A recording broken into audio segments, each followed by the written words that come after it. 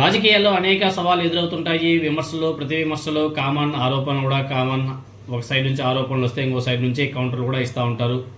ధీటుగా తిప్పికొట్టడమో లేకపోతే ధీటుగా వివరణ ఇవ్వడమో జరుగుతూ ఉంటుంది. అంతే తప్ప వాళ్ళనే భయంతో నోళ్ళు మూయించాలని చెప్పేసి అనుకుంటే ఆ రాజకీయ పార్టీ ఎదుగుదల అక్కడే ఆగిపోతుంది అనేసి ప్రతి ఒక్క రాజకీయ పార్టీ కూడా తెలుసుకోవాల్సిన అవసరం ఉంది. ఒక సామెత ఉంది, ఉలి దెబ్బకు భయపడితే బండరాయి అందమైన విగ్రహం కాగలదా?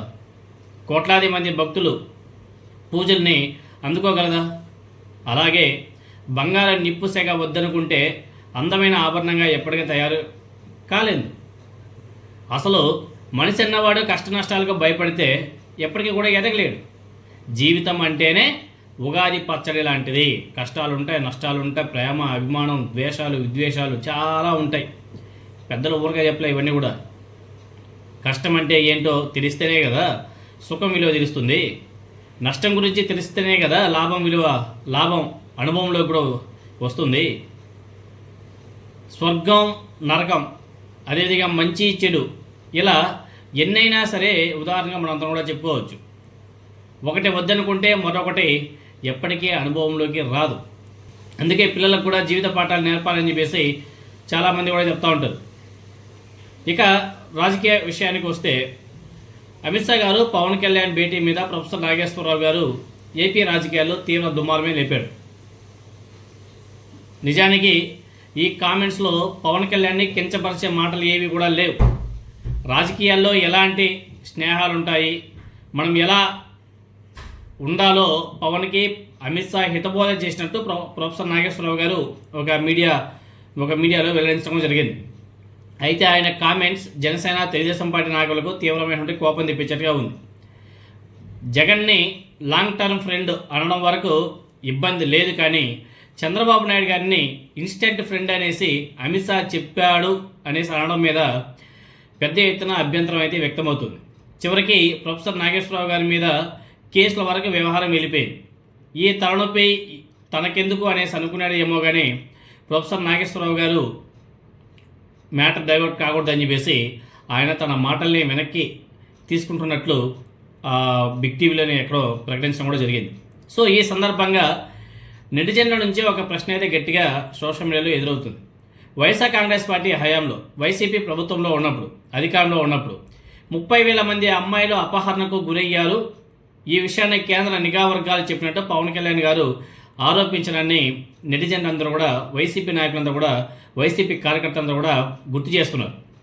కూటమి అధికారంలోకి వచ్చి 2 ఏళ్ళు కావస్తుంది కదా, మరి ఆ 30,000 మంది అమ్మాయిల సంగతి ఏంటి అని చెప్పేసి ప్రశ్నిస్తున్నారు.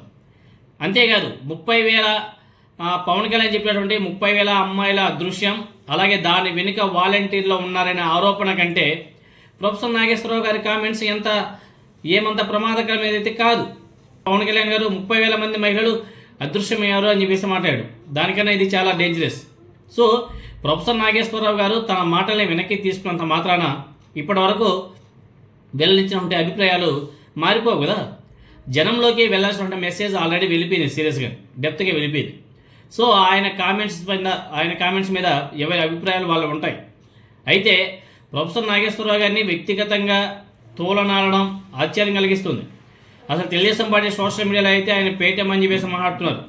ఎవరెవరినో పచ్చ మీడియాలో కూర్చోబెట్టి నాగేశ్వరరావు గారి మీద పేటీఎం అని చెప్పేసి మాట్లాడిస్తున్నారు ఆయన. సో ఇక్కడ ప్రొఫెసర్ నాగేశ్వరరావు గారి కామెంట్స్లో పవన్ కళ్యాణ్, జనసేన పార్టీకి రాజకీయంగా నష్టం కలిగించే అంశాలు ఏమీ లేకపోయినా ఎందుకంత ఉలికిపాటో మనకైతే అర్థం కాదు.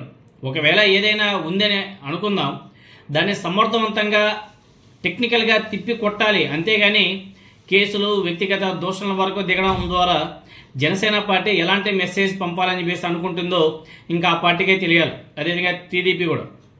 సో రాజకీయ విశ్లేషకుడైనటువంటి ప్రొఫెసర్ నాగేశ్వరరావు గారు ఆయన అభిప్రాయాలు జనసేన పార్టీ, టీడీపీని వణికించడం చాలా ఆశ్చర్యం కలిగించింది. దీన్ని బట్టి ఆ పార్టీల మధ్య బంధం ఎంత బలహీనంగా ఉందో చాలా బాగా అర్థం చేసుకోవచ్చు. సో రాజకీయ విశ్లేషకుడిగా ఆయన సుదీర్ఘకాలంగా 2 తెలుగు రాష్ట్రాల పరిణామాల మీద ఎప్పటికప్పుడు తన అభిప్రాయాలని వ్యక్తం చేస్తుంటాడు. బహుశా మొట్టమొదటిసారి ఆయన మీద కాకినాడ జిల్లాలో కేసు నమోదు కావడం జరిగింది. అదేవిధంగా ఆయన్ని పేటీఎం అని చెప్పేసి పిలవడం మొట్టమొదటిసారేమో. ఏపీలో కూటమి ప్రభుత్వం ఏర్పడడానికి గేమ్ చేంజర్ పవన్ కళ్యాణే అని అనేక సందర్భాల్లో నాగేశ్వరరావు గారు చెప్పారు. ఛాంపియన్ అంటూ పవన్ కళ్యాణ్ ఆకాశాన్ని కూడా ఎత్తాడు. అప్పుడు ఆయన ఫొటోస్, ఆయన వీడియోస్ అన్నీ కూడా జనసేన వాళ్ళకి ఎట్టే దిక్కున్నారు.